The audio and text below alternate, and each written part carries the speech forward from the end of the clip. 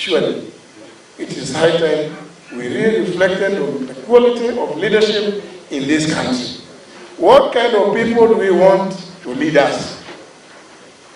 Na kwa sababu hata mambo hayo profesa amesema ya ufisadi huu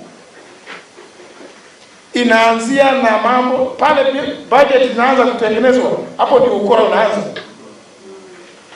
So it doesn't matter what good policies you come up with, unless you, as long as you have not addressed the intrinsic problem which is in the national treasury pale, hapo ndio ukora uko mingi.